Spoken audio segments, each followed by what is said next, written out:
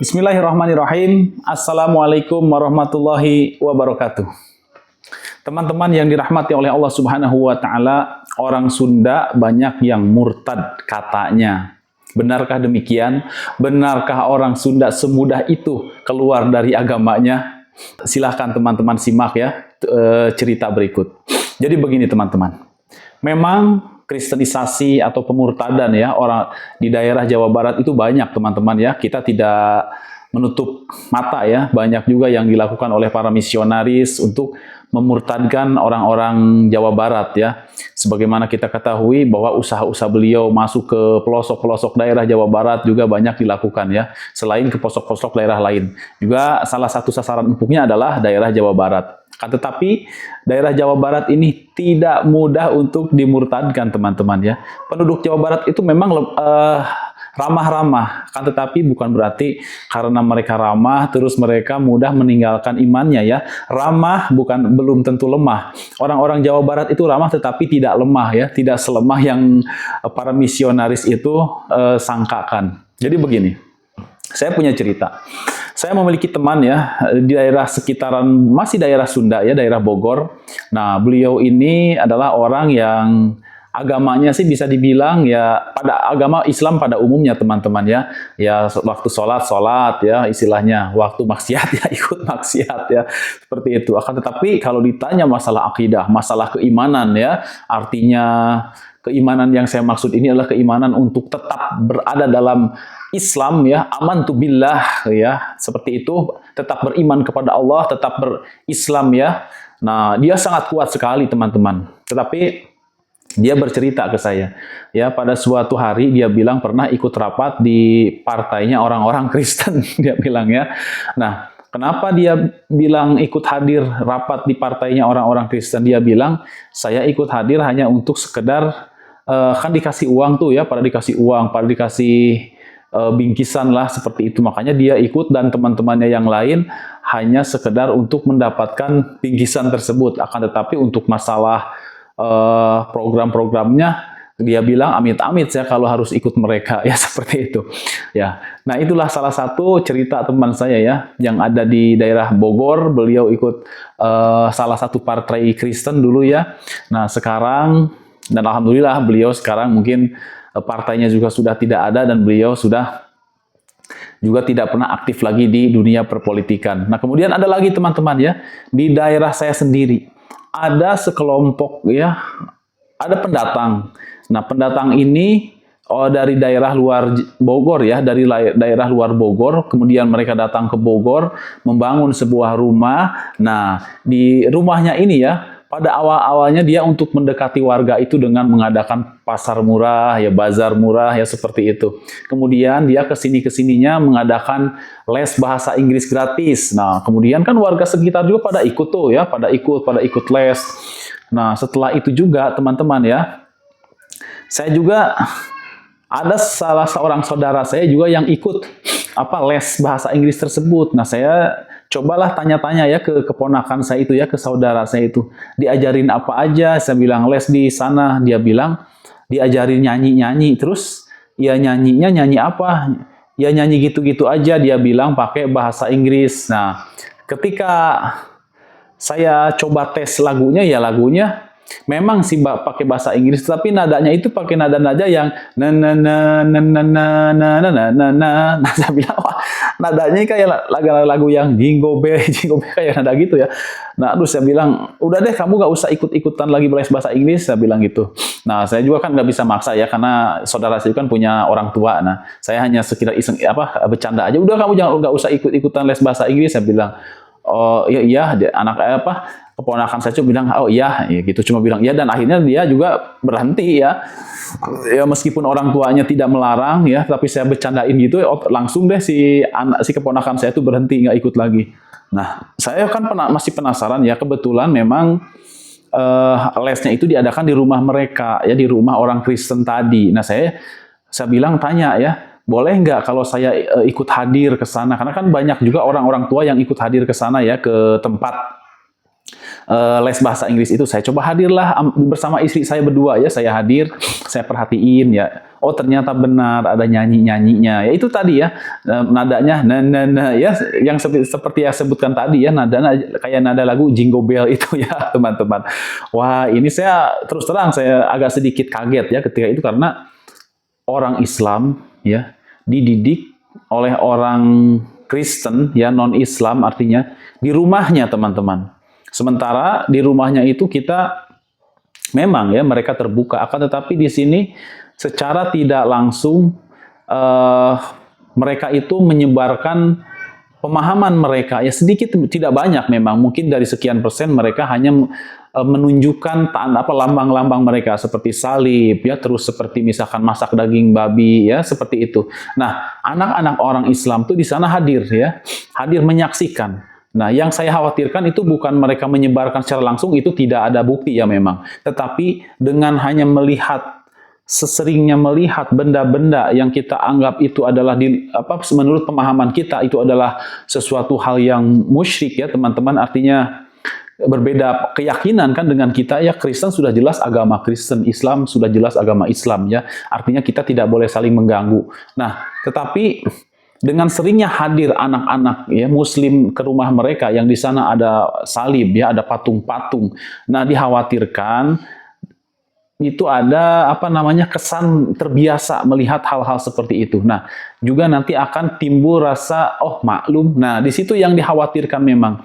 Tetapi untuk lebih jauhnya ya, untuk pemurtadan memang tidak ada bukti. Tetapi celah-celah untuk ke arah sana ya, teman-teman, itu ada ya, celah-celah ada ya. Di antaranya itu tadi, anak-anak bisa melihat patung-patung salib, terus bisa mendengarkan nada-nada lagu ya. Harusnya kan anak-anak diajarkan sholawatan ya, diajarkan sholawatan atau diajarkan nasyid-nasyid Islami ya, seperti itu, bukan malah diajarkan nada-nada yang berbau dengan nada-nada musik ibadah mereka seperti itu. Nah, apalagi diajarkannya kepada anak-anak. Nah, ini yang bahaya. Saya bilang ini bahaya. Saya juga sempat sih ngadu ya ke ustadz setempat ya, melaporkan bahwa ada kejadian seperti ini. Nah, ustadznya pun menanggapi ada salah seorang ustadz yang hanya menanggapinya biasa saja ya, teman-teman, biasa saja, seperti tidak merasa terganggu dengan dengan laporan saya itu. Padahal saya melaporkan itu agar ada himbauan kepada masyarakat ya, kepada warga agar berhati-hati dari memberikan anaknya ya kepada orang-orang non-Islam, meskipun memang di sana sedang mengajarkan bahasa Inggris ya. Nah, saya punya ide sebenarnya ya. Saya sudah sampaikan juga ide saya. Kalau memang tetangga kita yang baru itu ya, yang beragama Kristen itu punya niat ingin mengajarkan bahasa Inggris kepada anak-anak kita ya, penduduk kita yang warga Muslim, jangan di rumahnya, saya bilang. Kita kan ada aula ya, ada aula. Nah, di sana diajarkan, ada di desa. Ya di sana diajarkan di desa. Di sana lebih resmi, lebih lebih kondusif dan lebih bisa dipantau. Nanti kalian mau mengajarkan apa? Saya ngasih saran seperti itu sebenarnya ya. Kan tetapi ala kulli hal ya,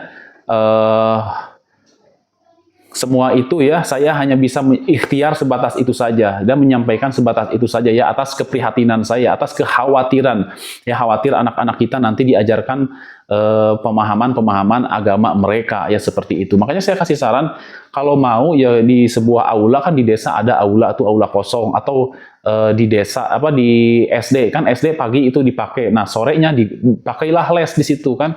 Nah, di sana lebih lebih kondusif saya bilang ya, seperti itu, daripada anak-anak disuruh datang ke rumah ya.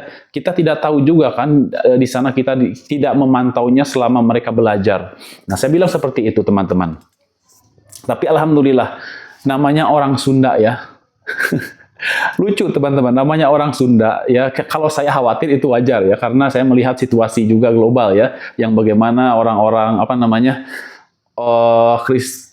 misionaris ya, misionaris itu begitu gencar untuk memurtadkan penduduk-penduduk Sunda ya, seperti itu. Nah, dan alhamdulillah ternyata ya, orang-orang Sunda itu mereka itu boro-boro hanya memanfaatkan saja ternyata. Jadi memanfaatkan lesnya saja, memang betul murni les, ya udah mereka les aja ya. Dan sampai sekarang alhamdulillah lesnya sudah sampai tidak ada, padahal anak-anaknya masih pada mau belajar. Nah, saya juga heran, kok anak-anaknya masih pada mau belajar, ini yang ngajarnya kok nampaknya nggak mau ya. Mungkin karena ngapain ya, buang-buang waktu, sementara ngajarin istilahnya menurut pandangan mereka ini bebal ya. Bebal kenapa? Bukan berarti anak kita bodoh itu, tapi sulit sekali sih ya untuk digoyangnya, sulit ya, seperti itu. Jadi kalau ada yang menyatakan warga Sunda itu banyak yang murtad, itu salah. Jangankan orang tuanya, anak kecilnya saja susah orang Sunda itu dimurtadkan, teman-teman ya. Seperti itu.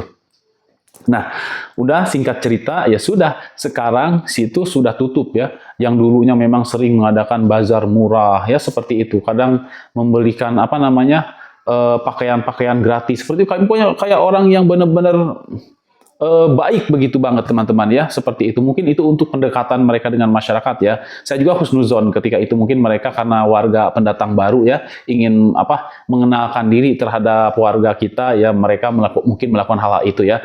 Ya, sebatas hal-hal yang wajar ya, kita sih oke-oke aja, teman-teman ya. Tapi ya itu tadi, yang mulai ekstrim itu bukan masalah bazarnya ini, teman-teman, tapi sudah mau mengajarkan anak-anak kita di sini ya, mengajarkan bahasa Inggris, tetapi tidak di sebuah aula resmi di desa, tetapi dia menggunakan rumahnya.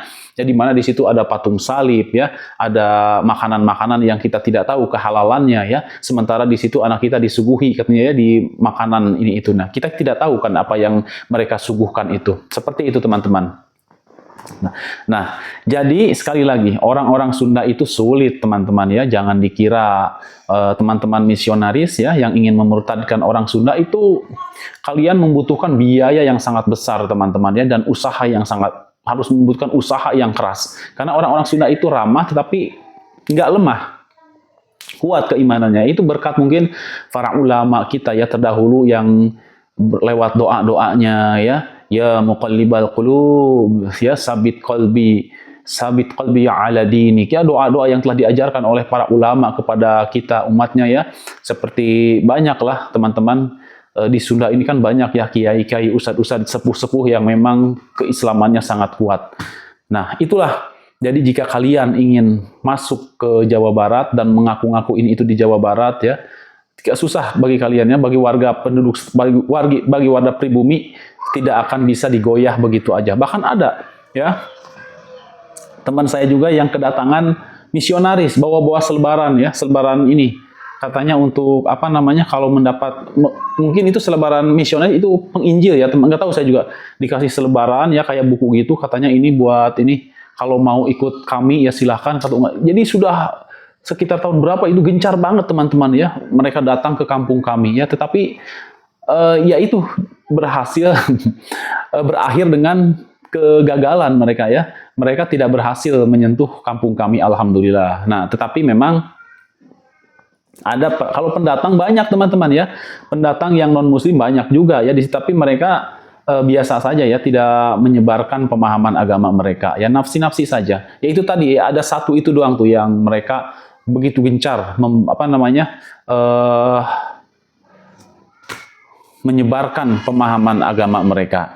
Teman-temanku yang dirahmati oleh Allah Subhanahu wa taala, jadi kita harus selalu ya, dimanapun kita berada, kita harus selalu berhati-hati, karena para misionaris itu tidak akan pernah berhenti untuk memurtadkan umat Islam. Begitupun juga ya, musuh-musuh Islam lainnya tidak akan pernah berhenti untuk menyerang Islam dari atas, bawah, tengah, dan dari samping. Maka dari itu, mari perkuat keimanan kita ya, dengan tetap mempelajari agama Islam kita ya, mencintai keislaman kita ya, jangan sampai kita menjadi orang-orang yang lalai daripada mempelajari agama Islam kita. Demikian, teman-teman. Wabillahi taufiq wa hidayah. Wassalamualaikum warahmatullahi wabarakatuh.